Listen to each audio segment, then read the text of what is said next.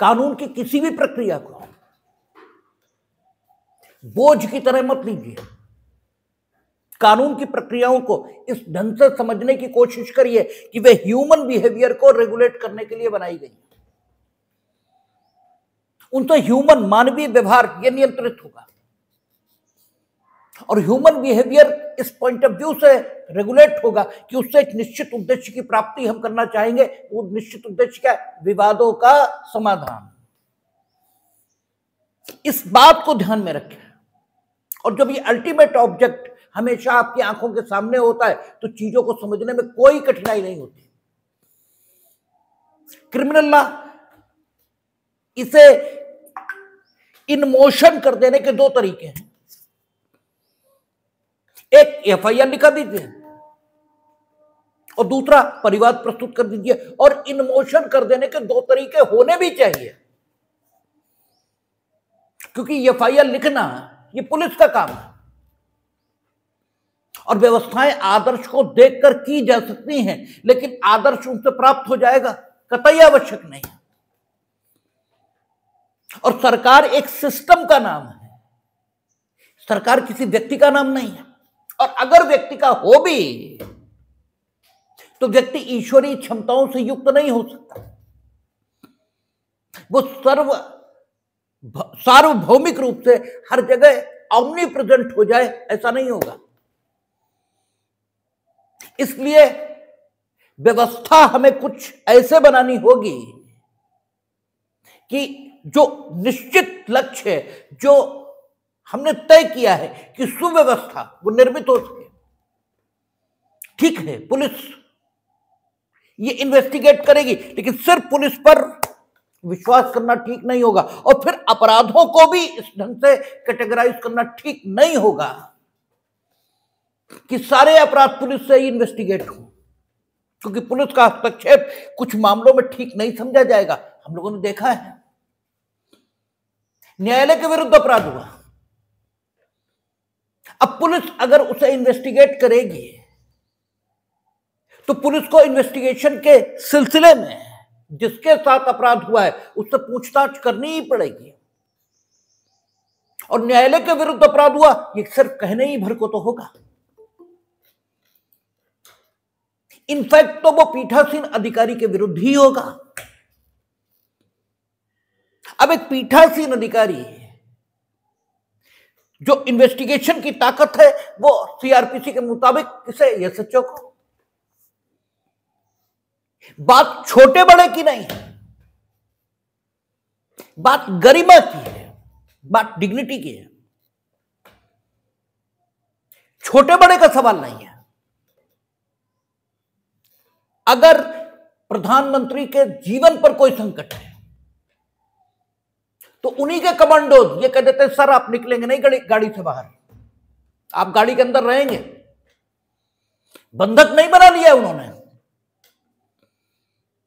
न उनके कमांडोज की परिस्थिति उनसे ऊपर हो गई, ऐसा भी नहीं है। स्थिति की जरूरत है कि इस समय प्राइम मिनिस्टर उनके ऑर्डर को ओबे करें, करते हैं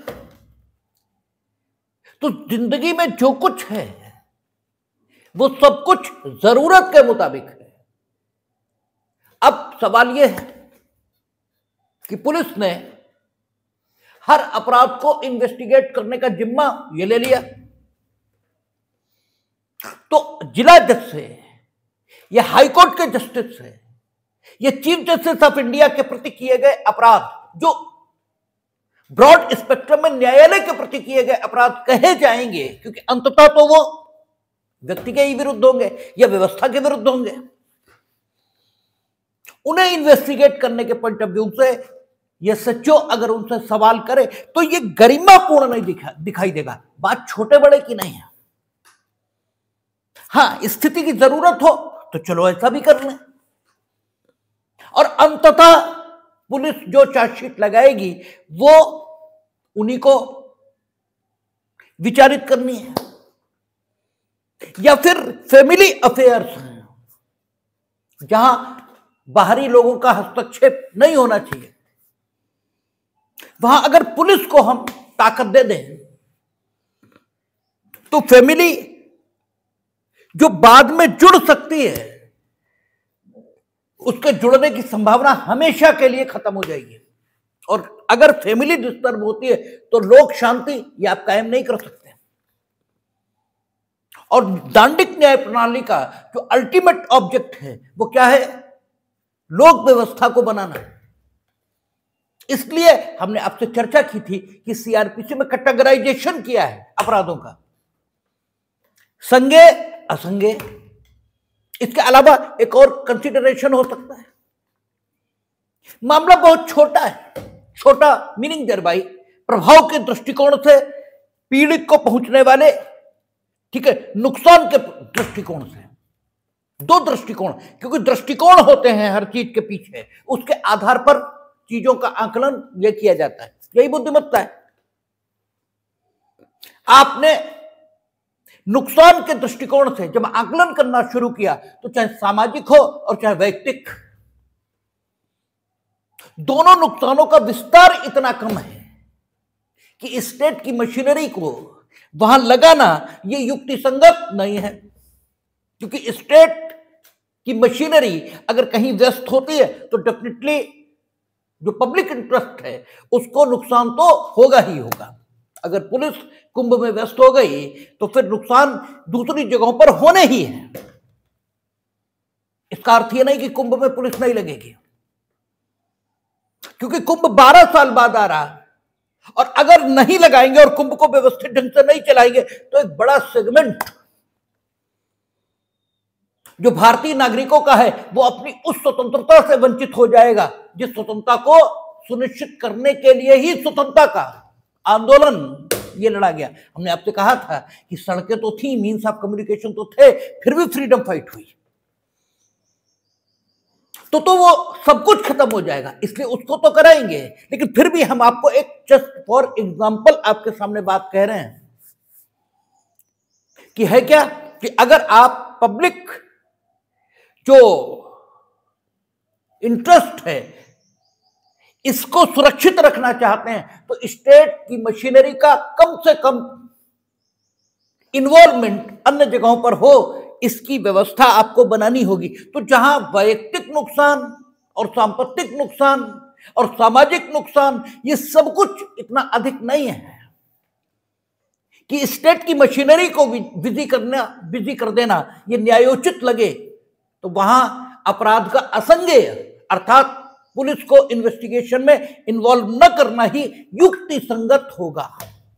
ये 3 कंसीडरेशन हैं, अन्य कंसीडरेशन भी हो सकते हैं जो मेरे ध्यान में नहीं है, लेकिन 3 तो मुख्यतः ही हैं जिनके आधार पर अपराधों का डिवीजन कर दिया, संज्ञेय और असंज्ञेय।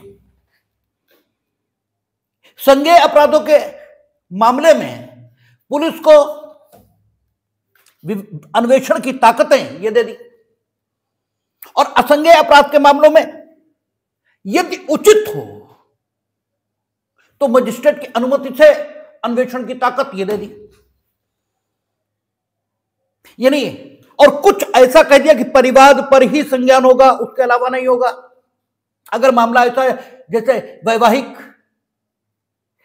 या संबंधों से संबंधित या पारिवारिक जीवन से संबंधित या न्यायालय से संबंधित मामला है तो फिर परिवाद पर ही संज्ञान होगा, वहां पुलिस का हस्तक्षेप नहीं होगा। लेकिन शेष मामलों में यदि जरूरी लगे, कई बार होता है कि मामला छोटा है लेकिन फिर भी आपकी हिम्मत को तोड़ने के लिए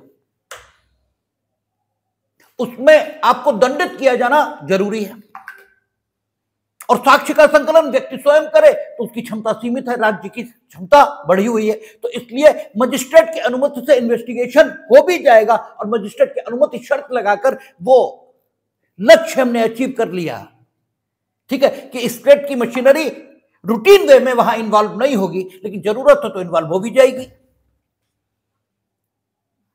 इसके बाद हमने अपराधों का कैटेगराइजेशन बेलेबल और नॉन बेलेबल इस रूप में किया। बेलेबल और नॉन बेलेबल के पीछे कंसिडरेशन वही है कि कुछ कार्य इतने खतरनाक हैं कि अगर उनका आरोप किसी पर है, आरोप है तो सही भी हो सकता है और गलत भी हो सकता है, लेकिन कार्य की प्रकृति को देखते हुए इस व्यक्ति को तब तक एक स्थान पर सीमित कर देना ही उचित होगा जब तक प्रथम दृष्टया उसकी निर्दोषता दिखने ना लगे। अब यह भी हो सकता है कि प्रथम दृष्टया जो दिखता है बाद में झूठ साबित हो। प्रथम दृष्टया हमें लगा कि निर्दोष है, बाद में दोषी हो गया। प्रथम दृष्टया हमें लगा कि दोषी है, बाद में निर्दोष हो गया। फिर इसे लक पर ही छोड़ना पड़ेगा, इसे भाग्य पर ही छोड़ना पड़ेगा। इसके लिए मानव निर्मित व्यवस्था में कोई व्यवस्था किया जाना संभव नहीं है। और असंभव की मांग करना यह मूर्खों का लक्षण है। असंभव की मांग कभी नहीं होनी चाहिए। तो हमने बेलेबल नॉन बेलेबल का कैटेगराइजेशन कर दिया और नॉन बेलेबल में भी बेल मांगने का हक ये दे दिया। ऐसा नहीं कि नॉन बेलेबल में बेल मांगने का अधिकार नहीं है, वो है, लेकिन पाने का अधिकार न्यायालय, जिसे हमने एक निष्पक्ष अभिकरण के तौर पर देखा है, एक इंपार्शियल एजेंसी इस तौर पर देखा है, उसे दे दिया। वो कंसीडर करेगा कि आपको बेल मिलनी चाहिए या नहीं। अब इसमें गड़बड़ भी हो सकती है, मिलनी चाहिए थी नहीं मिली, नहीं मिलनी चाहिए थी मिल गई। लेकिन हमने पहले भी कहा कि हर चीज क्यूरेबल नहीं हो सकती मानव निर्मित व्यवस्था में। तो हमने आदर्श की ओर जाने का प्रयास किया है। आदर्श की ओर हम पहुंचे नहीं पहुंचे, यह ईश्वर की मर्जी है। हमने आपसे पहले भी कहा था कि ईश्वर की कृपा, इसकी कल्पना ही इसीलिए है। और कल्पना कहें तो इसकी बात ही इसीलिए चलती है क्योंकि काम को करना आपके बस में है। काम होगा नहीं होगा ये ईश्वर के ही हाथ में है। आप सब कुछ करेंगे लेकिन डिजायर्ड गोल आपको नहीं प्राप्त होंगे। आप कुछ भी नहीं करेंगे और डिजायर्ड गोल आपको प्राप्त हो जाएंगे। अब आपने कुछ नहीं किया और डिजायर्ड गोल आपको मिल गया। क्या कहा जाए? ईश्वर की कृपा ही है। आपने सब कुछ किया, नहीं हुआ, तो क्या कहा जाए? आपने जो करना था वो कर दिया, इसके बाद भी नहीं हुआ, इसका मतलब इस जगत में सब कुछ कार्य कारण सिद्धांत पर आधारित नहीं है कि आप कारण उपस्थित कर दो और कार्य हो ही जाए, इसकी कोई गारंटी नहीं है। ठीक है, ये विज्ञान के जगत में तो होता है कि कारण उपस्थित करिए कार्य होगा। आपने 100 डिग्री टेम्परेचर उपस्थित कर दिया, पानी भाप बन गया। 100 डिग्री टेम्परेचर उपस्थित करते ही पानी भाप न बने, यह घटना नहीं हो सकती क्योंकि विज्ञान के जगत में सब कुछ पूर्व निश्चित है। इसीलिए विज्ञान का जगत कैसे कहते हैं? कार्य कारण पर आधारित जगत। वो कार्य कारण पर आधारित है। लेकिन मानव व्यवहार जहां इन्वॉल्व होना शुरू होगा, वहां सारा मामला कार्य कारण पर आधारित नहीं रह जाएगा। वहां आप कारण उपस्थित करोगे फिर भी काम नहीं होगा, और कारण उपस्थित कुछ भी ना करो तो भी काम हो जाएगा। इसे चमत्कार यह भी कहा जा सकता है, या इसे कृपा यह भी कहा जा सकता है। मर्जी आपकी, चाहे कृपा कह लो चाहे चमत्कार कह लो। जो नास्तिक है वो कहते हैं चमत्कार है, और जो आस्तिक हैं वो कहते हैं कृपा है। और इसीलिए आस्तिक आपको संतोष के भाव से भरे हुए मिलेंगे, क्योंकि वो ये मानते हैं कि ईश्वर की कृपा से ही सब कुछ होता है। हमें नहीं समझा ईश्वर ने इस लायक कि वो अपनी कृपा हम पर करता, ठीक नहीं कि इसमें शिकायत क्या है? करना उसका काम था, नहीं कि कोई दिक्कत नहीं। लेकिन अगर आप कार्य कारण सिद्धांत के फॉलोअर हैं, अर्थात आप वैज्ञानिक हैं, तो ईश्वर से आपकी शिकायत जायज होगी। आपके व्यक्तित्व में शिकायत होगी। आप कहेंगे हमने तो प्रयत्न किया, हुआ ही नहीं। लेकिन फिर भी सब कुछ हो ही जाए ये जरूरी नहीं है। ठीक है, आपको बेल मिलनी चाहिए थी या आपको बेल नहीं मिलनी चाहिए थी। अब सब कुछ हो नहीं सकता, परफेक्शन के साथ नहीं घटित होगा, लेकिन फिर भी हमने आदर्श को प्राप्त करने का प्रयास किया है। तो अपराधों के हमने ब्रॉड कैटेगराइजेशन किया और अपराधों के संबंध में आपराधिक विधि को गति में लाने के दो तरीके ये निश्चित किए। हमने तय किया कि भाई ठीक है, वे मामले जिनमें पुलिस का हस्तक्षेप होना ही नहीं चाहिए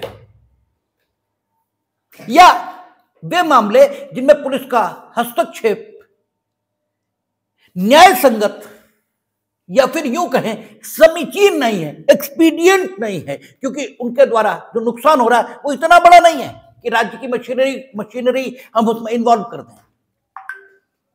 वहां हमने कहा कि परिवाद पर मामला संस्थित हो जाएगा, ठीक है ना। और दूसरा उसके पीछे कंसीडरेशन ये भी है कि पुलिस गड़बड़ भी कर सकती है और हम कहां तक सुपरविजन करेंगे। नहीं लिखी क्या करें? आप कहेंगे न्यायालय चले जाते हैं, न्यायालय में और सब बुद्धिमान ही बैठे हैं, ऐसी कोई गारंटी तो नहीं है। आप कहते पुलिस अधीक्षक के पास चले जाते, दुर्भाग्य वहां भी लार्ड कर्जन के नाती बैठे हुए थे जिन्हें काले आदमी से ही चिढ़ थी, ठीक है, कुछ नहीं हो पाया। तो इस व्यक्ति को क्या हम इसकी दया पर छोड़ दें? उसके लिए कोई प्रोविजन तो होना चाहिए। तो हमने दोनों व्यवस्थाएं निर्मित की। You can set the criminal law in motion by making a complaint before the judicial magistrate, or you can lodge the FIR. You can get lodge the FIR. अब आप कहेंगे मजिस्ट्रेट भी मूर्ख हो सकता है या मजिस्ट्रेट भी हो सकता है मेरी बात न सुने, तो वही बात है, मानव निर्मित व्यवस्था में कहीं तो रुकना ही पड़ेगा। तो हमने व्यवस्था ये बनाई। तो जब क्रिमिनल लॉ दो तरीके से मोशन में आएगा तो दोनों के लिए प्रक्रिया ये हमें बनानी पड़ेगी और दोनों के लिए प्रक्रिया बनाते समय ये अल्टीमेट ऑब्जेक्टिव अपने ध्यान में रखना पड़ेगा कि दोनों के द्वारा विचारित व्यक्ति के अधिकारों में कोई इतना अंतर ना आए कि एक का विचारण तो न्यायपूर्ण और दूसरे का अन्यायपूर्ण दिखने लगे, या फिर यह दिखने लगे कि नहीं, समानता या विधि का समान संरक्षण तो कम से कम दोनों को नहीं मिल रहा। यह स्थिति निर्मित नहीं होनी चाहिए। अगर ऐसा हो रहा है तो डेफिनेटली ये जो दो तरीके आपने क्रिमिनल लॉ को मोशन में लाने के निर्मित किए, और क्रिमिनल लॉ को मोशन में लाए कौन? पीड़ित, ठीक है ना। और पीड़ित के साथ वो मशीनरी को चलाने वाले लोग जो क्रिमिनल लॉ के मोशन में आने पर काम करते हैं, अर्थात मजिस्ट्रेट, पुलिस, इन सब की इच्छा पर निर्भर हो जाएगा कि वो व्यक्ति जो विचारित हो रहा है उसका भविष्य क्या होगा। इसलिए हमें दोनों के लिए प्रावधानों का निर्माण स्वयं कानून में कर देना होगा ताकि मर्जी किसी की ना चले। यद्यपि ठीक है कि हम कानूनों का कानूनी प्रावधान कितने भी फेयर बनाएं, उनमें कमी रहेगी, क्योंकि क्रिएशन सिर्फ ईश्वर का ही है। ऐसा हो सकता है जिसमें कोई कमी ना हो, उसके अलावा हमारे बस की बात नहीं है, वो तो होना ही है। लेकिन फिर भी एज फॉर एज पॉसिबल, जहां तक संभव हो, हमें ठीक से व्यवस्था का निर्माण करना ही चाहिए। अब दो तरीके आ गए, पुलिस रिपोर्ट पर संस्थित वारंट मामले और पुलिस रिपोर्ट से अन्यथा संस्थित वारंट मामले। फिर अपराधों की गंभीरता को देखते हुए हमने एक कैटेगराइजेशन किया था, सम्मन मामले, वारंट मामले, ठीक है ना। और फिर सम्मन मामलों में एक कैटेगराइजेशन हम करेंगे, समरी ट्रायल, वो आगे की बात है। तो एक होल पिक्चर जब आप अपने दिमाग में रखेंगे और फिर सीआरपीसी को पढ़ना शुरू करेंगे तो बात ज्यादा क्लियर होती। कल हमसे कोई कह रहा था, मित्र हैं हमारे, अच्छे मित्र हैं, कि कंटेंट आपका बहुत बढ़िया, बोले बस होता ही यह है कि जब आप बोलना शुरू करते हो तो आप सरल से कठिन की ओर नहीं जाते, आप कठिन से सरल की ओर आते हो। पहले आप कठिन बात शुरू करते हो जो विद्वानों के बीच चलती है, फिर आप धीमे धीमे धीमे धीमे उसे एनालाइज करते हुए सरल तक आते हो। ये तरीका ठीक नहीं, सरल से कठिन की ओर जाइए। तो हमने कहा दिक्कत ये है, हमने कहा हम आपकी बात को नकार नहीं रहे, हो सकता है ऐसा होता हो, हमें अनुभव नहीं होता क्योंकि हम बोलते हैं, लेकिन फिर भी हम जो बात अनुभव करते हैं कि आपने मेरी पहली वीडियो से तो देखा नहीं, बीच में एक वीडियो उठाई और वो देखना शुरू कर दी। अब जो पहले हम कह चुके हैं, क्योंकि एक सतत बात है जो पहले दिन से चल रही है और जिस दिन सीआरपीसी खत्म होगी उस दिन तक चलेगी, तो हम तो ये मानकर चलते हैं, हम जिन्हें बता रहे हैं कि उन्होंने पहले वाले वीडियोस देख रखे हैं तो उससे लिंक हो रहा है, इसलिए उस बात को रोज दोहराने की जरूरत नहीं है। अब जैसे आज आपने सवाल उठाया तो हमने बिल्कुल शुरुआत से शुरुआत की है, लेकिन रोज ये नहीं हो सकता, ठीक है। आपको इसीलिए हम कहते हैं कि मिस नहीं करना है, क्योंकि पीछे का अगर छूटा फिर अगला कठिन लगेगा, ठीक है। इसलिए डेली वो आना ही चाहिए, नहीं आया तो दिक्कत हो जाएगी, फिर आपको ये लगेगा कि हम कठिन से शुरू कर रहे हैं और सरल की ओर आ रहे हैं, क्योंकि हम पीछे पढ़ा कर आए। अब होता ही है कि हमने जहां तक टॉपिक आ गया उसके आगे बोलना शुरू किया और फिर लास्ट में ये कह दिया कि देखिए ये शुरुआती सेक्शन से थे और उनसे इसकी संगतता बन रही है।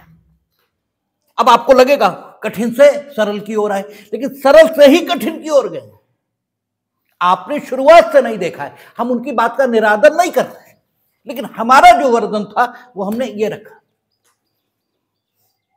अब है क्या कि ये दो बेसिक बातें आपने ध्यान में नहीं रखी कि हमने दो प्रक्रियाएं बनाई थी और उन प्रक्रियाओं के बीच बेसिक तौर पर यह सुनिश्चित करने की कोशिश की थी कि दोनों के अधिकार समान रहें, और दो प्रक्रियाएं बनाना हमारी मजबूरी थी।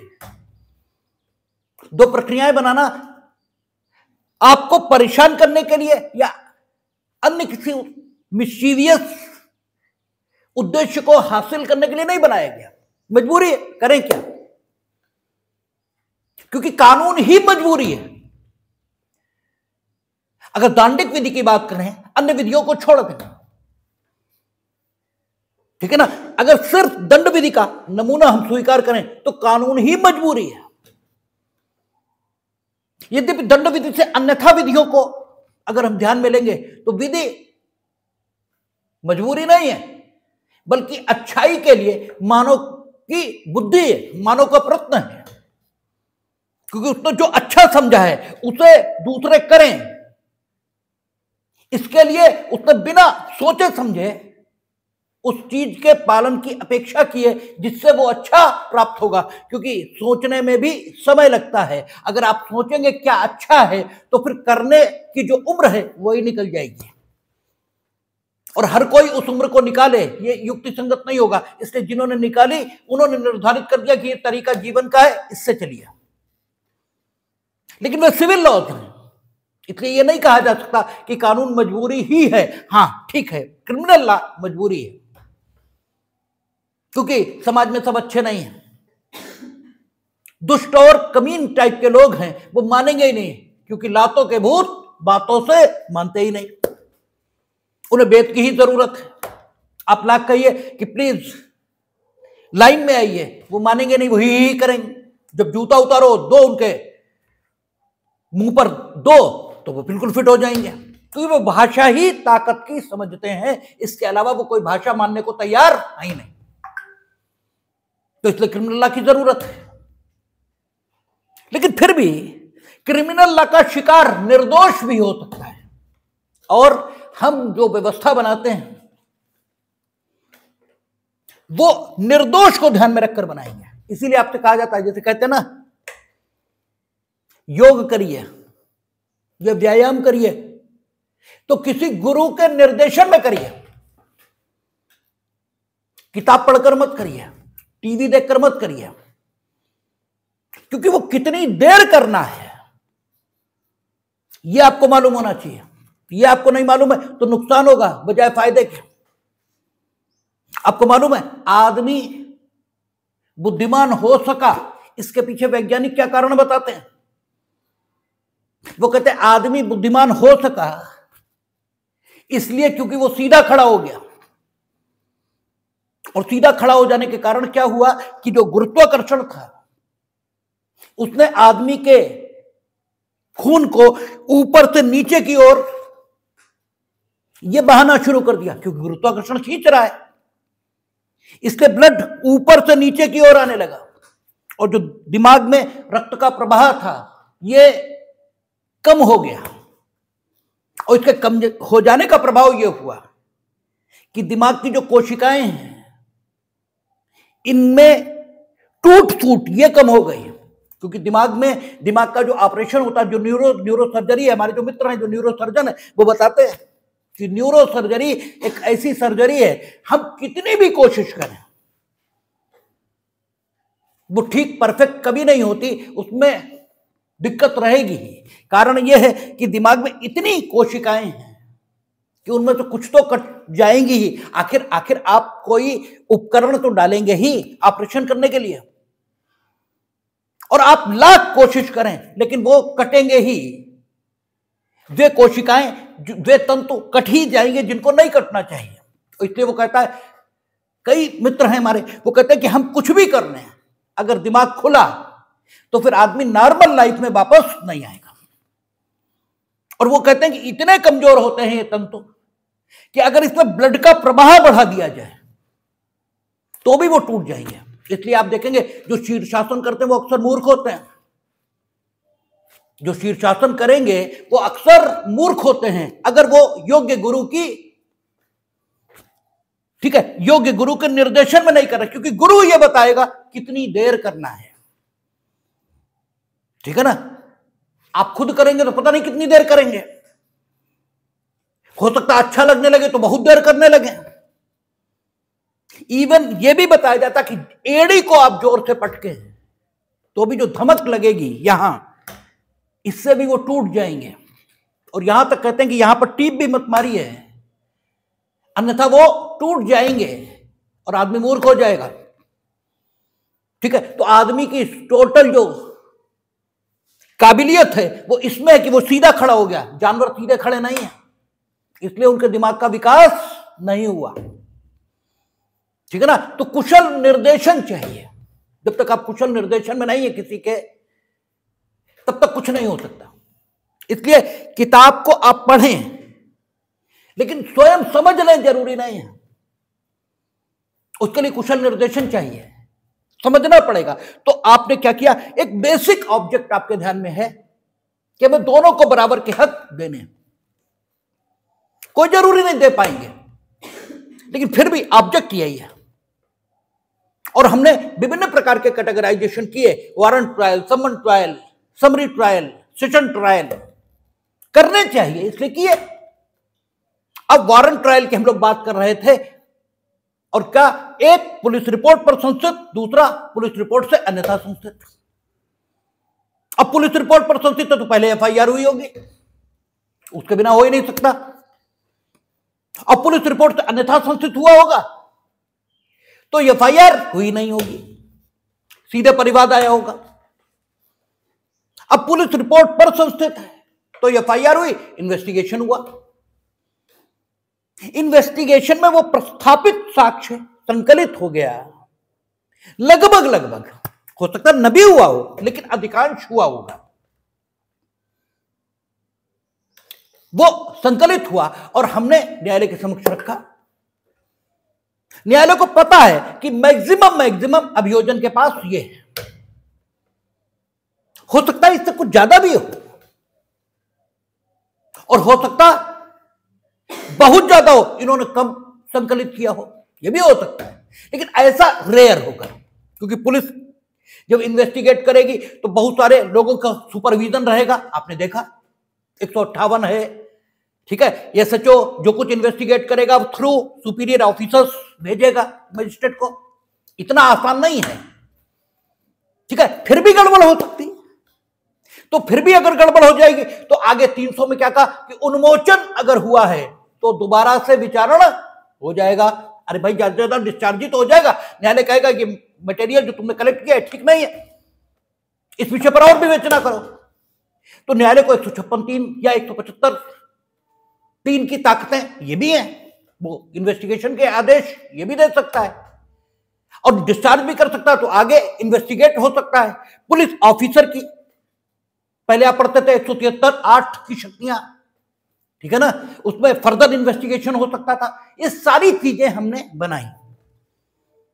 लेकिन मोटे मोटे में बात करें तो मोटी मोटी बात यह है कि जब पुलिस रिपोर्ट पर संस्थित मामला होगा तो मैक्सिमम हमारे सामने होगा। जो मैक्सिमम में हमारे सामने होगा, कहने का अर्थ यह है जो प्रस्थापित साक्ष्य है वो मैक्सिमम हमारे सामने होगा और हम ये तय कर पाएंगे कि हमें व्यक्ति का विचारण करना चाहिए इस सामग्री के आधार पर या नहीं करना चाहिए, क्योंकि विचारण एक कठोर प्रक्रिया है, उसके संबंध में निर्णय यूं ही नहीं हो सकते और हम उसे उस सामग्री के आधार पर जो हुई एक निर्णय ले सकते हैं कि चाहे जितना साक्ष्य कम से कम इतना नहीं है, तुम लाए नहीं हमारे सामने, इसलिए डिस्चार्ज। आपकी शक्ति पर कोई रोक नहीं, आप फिर से कर लो, फिर ले आओ। 300 डिस्चार्ज से रीट्रायल को बार नहीं करती, ठीक है, ये आपने देखा था, ये देखेंगे आप।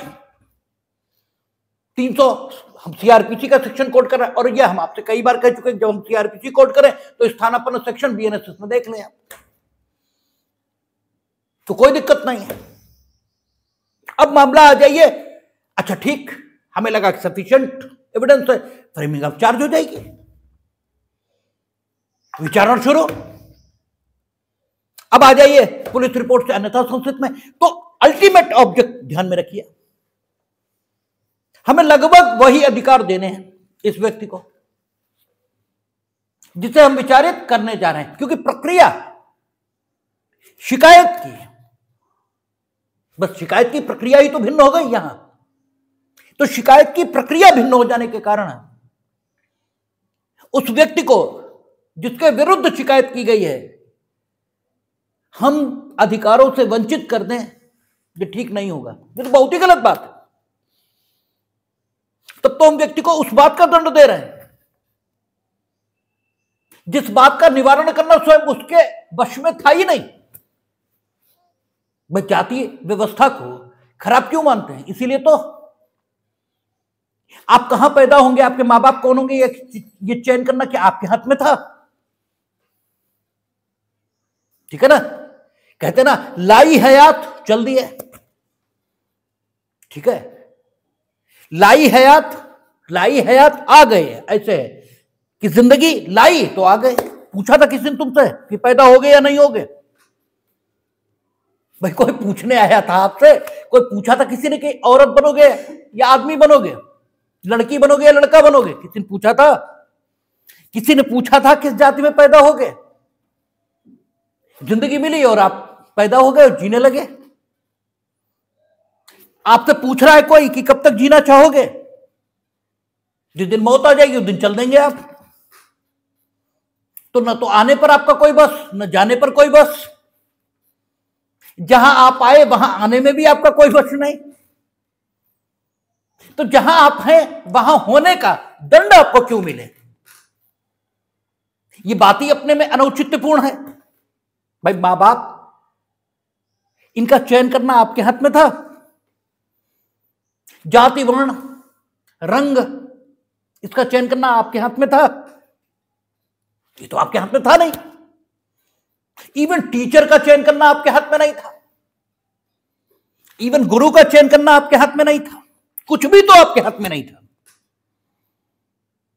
ठीक है। तो इन बातों के लिए अगर आपको दंडित किया जाए, ये ठीक नहीं है। व्यक्ति के खिलाफ शिकायत पीड़ित एफआईआर लिखा कर करेगा या परिवाद लाकर करेगा। इसमें भाई पीड़ित क्या करे, वो सॉरी जिसके खिलाफ शिकायत हो रही वो क्या करे, कि तो पीड़ित की स्वीट विल है। और पीड़ित भी हो सकता है और पीड़ित दिखावटी पीड़ित ये भी हो सकता है। अगर वो दिखावटी पीड़ित है तो इसमें उसका वो बेचारा क्या करे, ठीक है ना, उसका तो कोई दोष नहीं। और सिर्फ इस आधार पर कि उसके खिलाफ परिवाद पर मामला आ गया, आप उसे उसके महत्वपूर्ण अधिकारों से वंचित कर दें, तो आप कितने बेहतर व्यक्ति हैं। फिर अपना आकलन करिए। हमने कहा ना कि चीजों को ऐसे मत समझिए कि मार दिमाग में टेंशन हो रही है। अरे लागू होने के लिए है ना, एक अल्टीमेट ऑब्जेक्ट को ध्यान में रखिए, सारी चीजें क्लियर है, कहीं कुछ दिक्कत है ही नहीं। अब इस व्यक्ति को भी हमें वही अधिकार देने। उन्हें क्या अधिकार है? विचारण से पूर्व उन्मोचित हो जाने का। लेकिन विचारण से पूर्व उनकी दशा अच्छी है, अच्छी मीनिंग देयर बाई वहां दोनों पक्षों के साथ न्याय करते हुए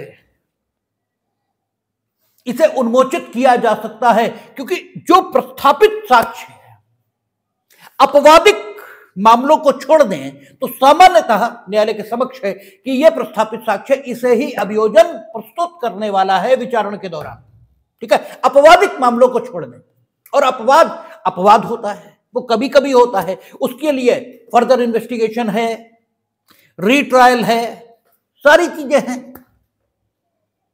लेकिन अपवाद हमेशा अपवाद होगा।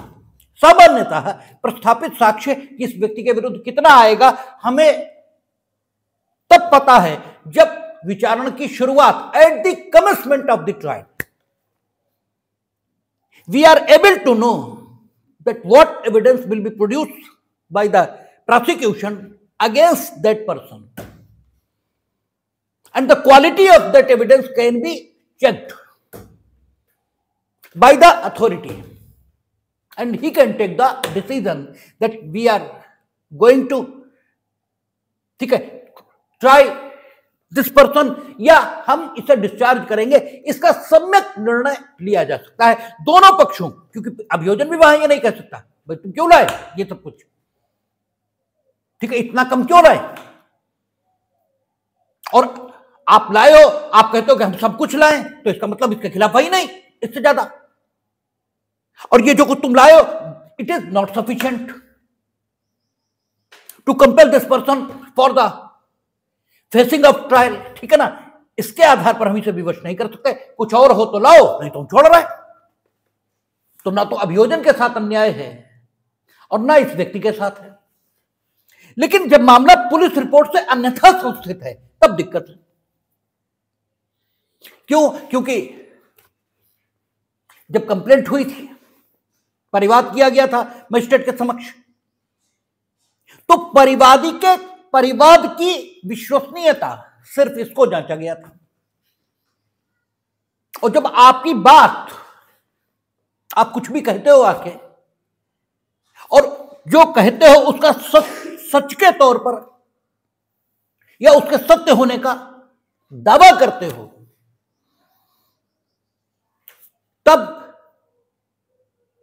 आपकी बात की सत्यता के जितने प्रमाण हो सकते हैं उन सबको प्रस्तुत करने के लिए आपसे नहीं भी कहा जाता है, लेकिन यह कहा जाता है अरे भाई कुछ तो कम से कम ऐसा लाओ कि तुम्हारी बात हमें ठीक लगने लगे। ठीक है, सब मत लाओ, लेकिन कुछ तो लाओ यार, ऐसे कैसे हो जाएगा। तो ये जो परिवाद की विश्वसनीयता की जांच हुई थी 200 और 202 में, जिसके सेक्शन बीएनएसएस में कुछ बदल गए होंगे, वो तो इसी लेवल की थी। अब ये ठीक है कि जिसने शिकायत की थी, देखिए एक तो दिक्कत ये होती कि आप दो पक्ष हैं हमेशा कानून में, इसको ध्यान में नहीं रखते, इसलिए और गड़बड़ होती है। पक्ष तो दो हैं, दोनों को ध्यान में रखकर कानून बनाया जाएगा। किसी के अधिकारों का हनन ना हो, इसके अधिकारों का ना हो और परिवादी के भी ना हो।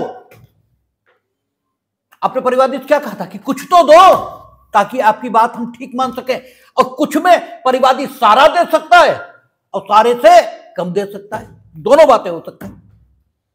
इसलिए परिवादी का ध्यान हमने रखा कि 244 पर वो सारा साक्ष्य दे सकता है, क्योंकि परिवादी के पॉइंट ऑफ व्यू से सोचें तो वो ये कहेगा कि आपने यहां तो हमसे सिर्फ इतना ही कहा था कि कुछ तो दो, हमने कुछ दिया, सब कुछ नहीं दिया। अब 244 की स्टेज पे वो कह सकता है कि भाई हमने सब कुछ तो बचा लिया था, हमें देने तो दो। इसलिए वहां लिखा है कि मजिस्ट्रेट मामले को सुनने के लिए अग्रसर होगा और अभियोजन के समर्थन में वो सब साक्ष्य जो प्रस्तुत किया जाए लेगा। ठीक है। इसके अलावा यह भी हो सकता है कि आपको पता लग जाए, क्योंकि 203 में, ठीक है, सॉरी 204 में यह लिखा है कि जितने साक्षी हैं सबकी सूची अभियोजन प्रस्तुत करेगा। अब हम सूची तो उन्हीं की प्रस्तुत करेंगे जो हमें पता हो।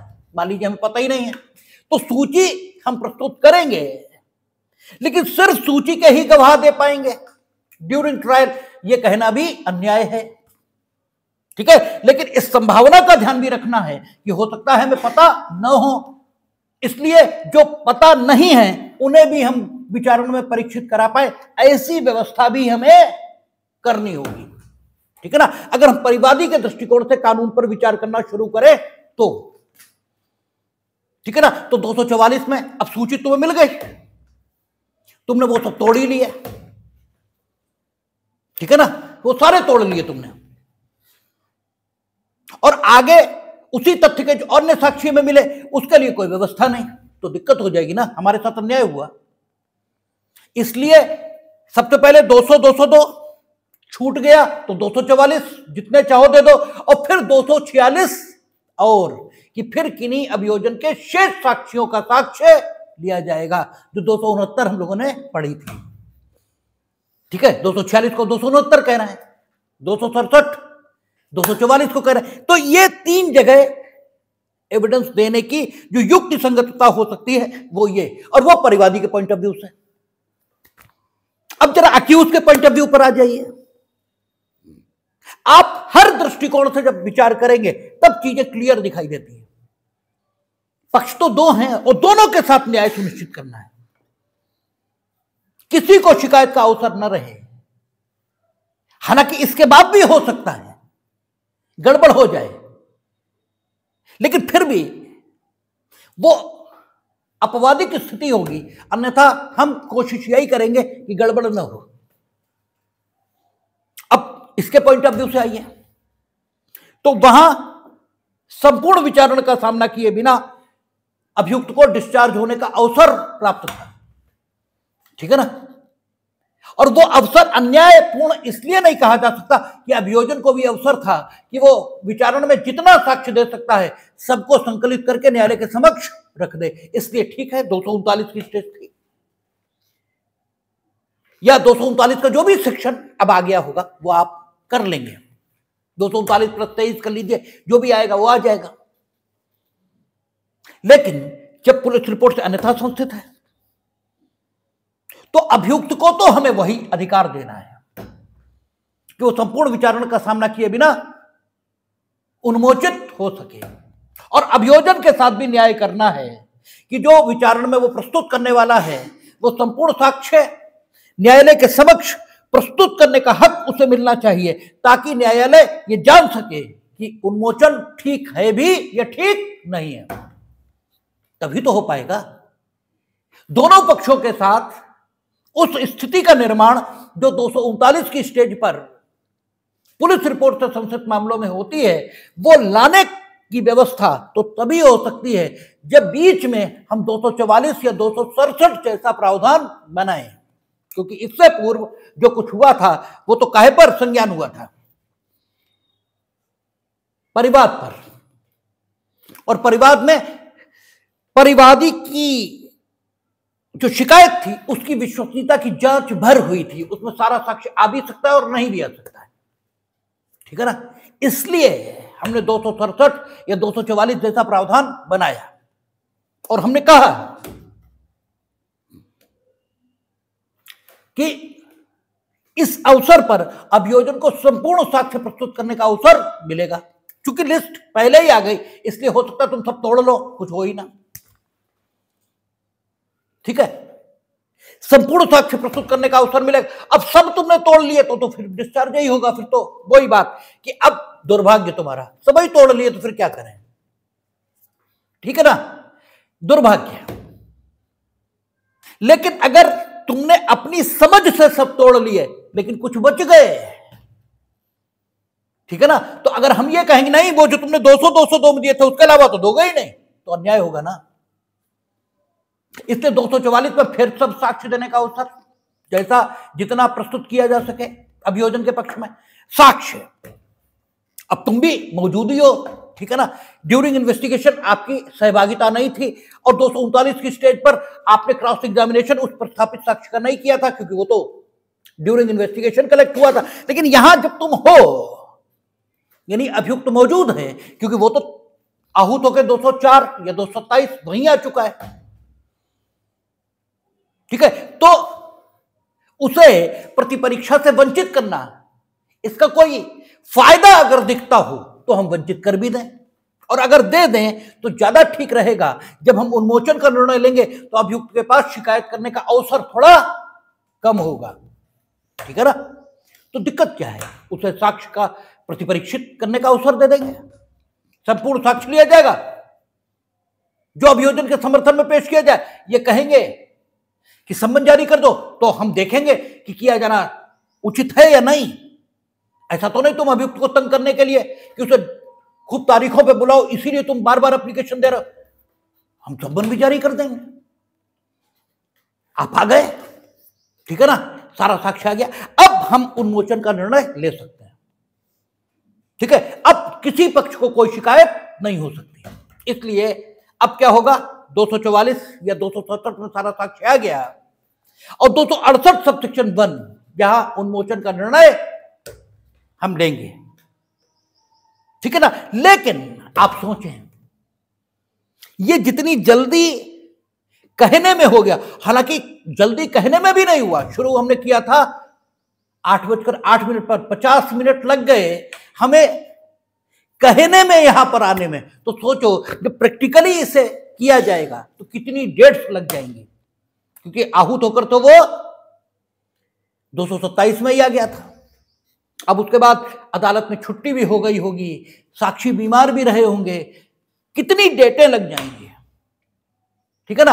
और बीमार हुए और आपने एप्लीकेशन दी, साक्षी बीमार है, तब तो चलो ठीक, आप झूठी एप्लीकेशन दे रहे हो, क्योंकि इनफैक्ट तुम्हारे पास कुछ है ही नहीं जो तुम 267 में या 244 में प्रस्तुत कर सको। लेकिन अननेसेसरी अभियुक्त को परेशान कर रहे हो कि हम 244 में साक्षी नहीं देंगे, जो डिस्चार्ज होने की नौबत आए, ऐसे ही दौड़ने दो।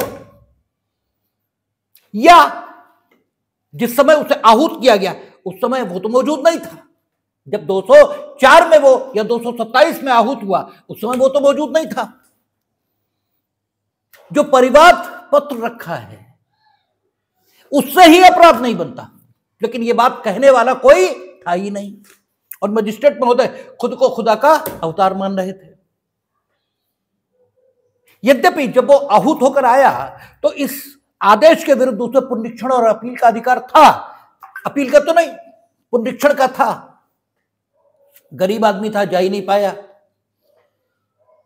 ठीक है। तो क्या उसे दंड दिया जाए कि नहीं अब तुम नहीं जा पाए तो इन्हें हम 244 में सारा साक्ष्य देने का अवसर देंगे, और ये अगर साक्ष्य जब तक प्रस्तुत नहीं करे तब तक तुम दौड़ो। ये भाई कहां की बात हुई, ये कौन सी न्यायपूर्ण बात हुई, ये तो कुछ भी न्यायपूर्ण नहीं हुआ, ठीक है। इसलिए 268 सबसेक्शन 2 या 245 सबसेक्शन 2 में यह लिख दिया गया कि इस धारा की कोई बात मजिस्ट्रेट को किसी पूर्वतन प्रक्रम पर, ठीक है, अभियुक्त को उन्मोचन से निवारित करने वाली नहीं समझी जाएगी, ठीक है ना। और यह भी हो सकता है कि जिस अपराध के लिए आपने उसे आहूत किया वो अपराध ऐसा हो जिसके लिए अनुमति की जरूरत हो, ठीक है ना, और ना आपको पता था कि अनुमति, क्योंकि वहां आप आएंगे और वहां आने छोड़ो, बनोगे तो तुम ही मजिस्ट्रेट, और तुम्हें कितने कानूनों का ज्ञान है खुद ही समझ लो। और बनते ही पहले दिन से आपको व्यक्ति की स्वतंत्रता, संपत्ति और जीवन के बारे में, उसके व्यक्तित्व के बारे में आदेश करने के हक मिल जाएंगे। और तुम्हें अकल कितनी है, खुद ही समझ लो। आपने ऐसे में उसे आहूत करके रख दिया जिसमें सैंक्शन की जरूरत थी, सैंक्शन मिली नहीं। गरीब आदमी था, रिवीजन में जा नहीं पाया, तो बोले नहीं अब तो तुम रिवीजन में गई नहीं, अब तो तुम बस दौड़ो। ये साक्ष्य प्रस्तुत नहीं कर रखे, जरूरत मालूम ही है कि सैंक्शन की जरूरत है, हमने ली नहीं है, दौड़ने दो, हम तो 244 या 267 का साक्ष्य देंगे ही नहीं। वो दमादम दौड़ रहा है, ठीक है ना। तो 268 सबसेक्शन 2 नहीं होगा तो इन स्थितियों में इस अभियुक्त की, इस बेचारे की मदद कौन करेगा? और लाके जानकार के तौर पर आप उस व्यक्ति को बेचारा कहेंगे जिसके साथ प्रक्रिया अन्याय कर रही हो। अभी हम कुछ भी तय नहीं कर पाए, ये दोषी है या वो पीड़ित, कुछ भी तय नहीं अभी। इसलिए इस स्टेज पर बेचारा अभियुक्त ही है। उसी के पूर्व बेचारा विशेषण लगाना ठीक है। तो 268 सबसेक्शन 2 क्यों नहीं होना चाहिए? ठीक है ना। 268 सबसेक्शन 1 की तो स्थिति तुम नहीं आने दे रहे, तुम साक्ष्य नहीं दे रहे। भाई तुम साक्ष्य दोगे तब 268 सबसेक्शन 1 की स्थिति आएगी, तुम आने नहीं दे रहे, तुम दे ही नहीं रहे।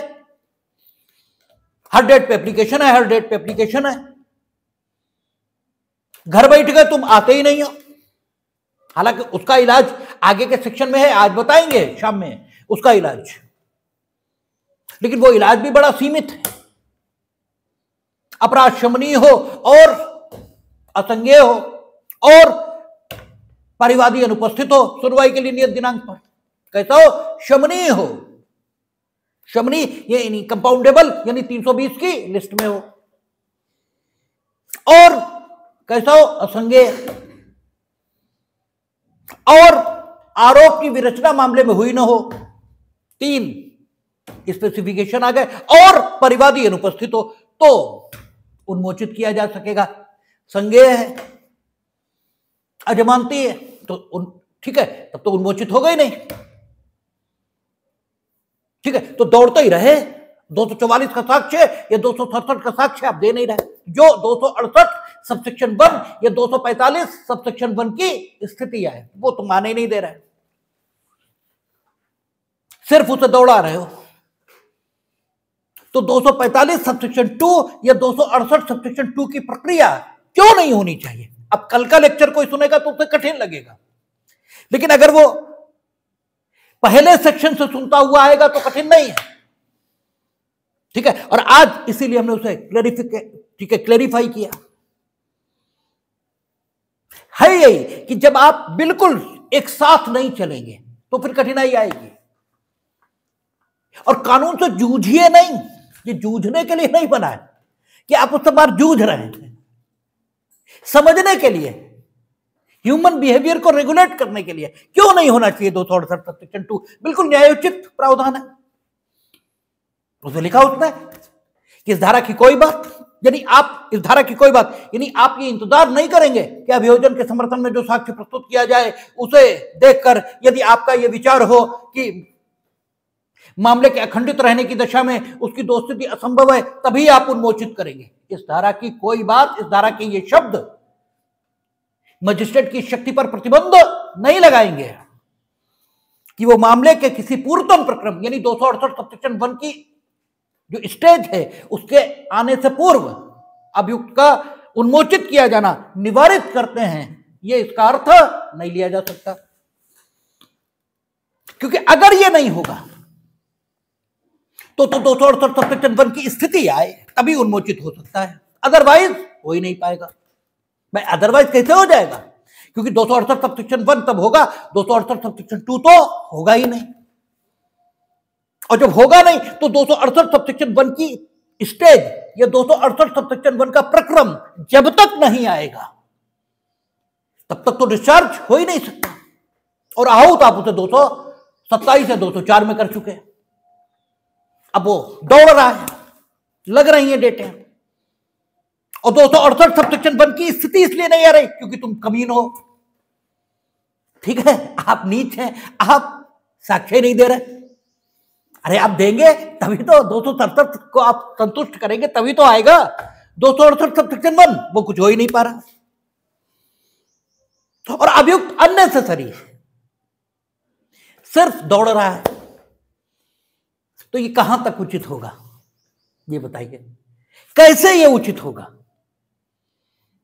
ये तो बिल्कुल अन्याय होगा उसके साथ, और वो भी उस दशा में जबकि मजिस्ट्रेट मामले को निराधार मानता है, यानी स्वयं परिवाद पत्र कंप्लेंट जो फाइल की गई उसी से अपराध नहीं बनता, सैंक्शन चाहिए, वही नहीं आई, लगातार आपको अवसर मिल रहा है, आप कोई साक्ष्य दे ही नहीं रहे, तो फिर भाई अभियुक्त को लगातार क्यों दौड़ना चाहिए?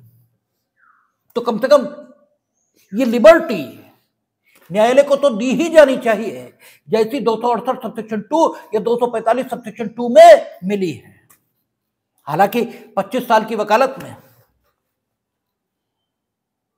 जब कम से कम 6-7 साल 244 पर फाइल लगती रही, और एक साल में कम से कम कुछ नहीं, एक महीने में कम से कम 3 बार तो लगी, यानी एक साल में कम से कम 36 बार लगी, और तब जब 5-6 साल ऐसे ही चलता रहा, तब कहीं जाकर के 245 सबसेक्शन 2 में एक आध अभियुक्त को उन्मोचित करने का आदेश न्यायालयों से हमने पारित होते देखा है।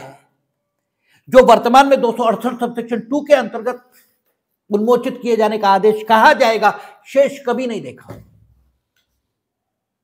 और इतना जानकार, इतना धीमे रहना यहां पर उचित भी है, क्योंकि ऐसा हो सकता है। देखिए, अपराध समाज के इतने विरुद्ध है कि अपराध के विचारण की किसी भी संभावना को, ठीक है, कभी भी ओवरलुक नहीं किया जाना चाहिए, इससे आदमी की हिम्मत बढ़ती है। ऐसा हो सकता है कि जो पीड़ित है उसके साथ ऐसी स्थिति हो, 5-6 साल ना आ पाया हो, एप्लीकेशन भी ना भेज पाया हो, वकील साहब भी ना कर पाया हो, इसलिए वो प्रावधान होना कि अगर शमनीय है, ठीक है ना, असंज्ञेय है, आरोप की विरचना भी नहीं हुई, परिवादी भी अनुपस्थित है, लंबा समय हो गया, तो भी न्यायालय को अधिकार दिया, कर सकता है, करेगा, ये नहीं लिखा है, कर सकता है, ठीक है, डिस्चार्ज कर सकता है, फिर भी देखेगा, इंतजार करेगा, ठीक है ना। तो प्रक्रिया एकदम ठीक बनाई गई है, और प्रक्रिया के अनुपालन का जो तरीका है वो भी एकदम बेहतर है, ऐसे ही होना चाहिए, और इसी ढंग से होता है, ठीक है। तो अगर कोई ऐसी बात है तो डिस्चार्ज, अदरवाइज 269 सबसेक्शन 1 में फ्रेमिंग ऑफ चार्ज, और जो फ्रेमिंग ऑफ चार्ज हो गई तब तो फिर पढ़कर सुनाएगा और समझाएगा। पढ़कर क्यों सुनाएगा और समझाएगा क्यों, ये तो आपसे चर्चा हुई है, और पढ़कर सुनाने और समझाने के बाद फिर तो मामला शुरू ही हो जाएगा, और चूंकि आप उपस्थित थे, आपकी उपस्थिति में सारा साक्ष्य लिया गया, इसलिए कॉपीज वहां आपको दी जाए इसकी कोई जरूरत नहीं, ठीक है ना। तो 207-208 में आपने देखा था, पुराने सीआरपीसी के सेक्शन हम कोड कर रहे हैं कि 207, वहां तो यह लिखा था कि अगर मामला वारंट ट्रायल है और मजिस्ट्रेट के न्यायालय द्वारा विचारणीय है, तो चाहे मजिस्ट्रेट के न्यायालय द्वारा विचारणीय हो और चाहे सेशन ट्रायल हो, कॉपीज दी जाएंगी।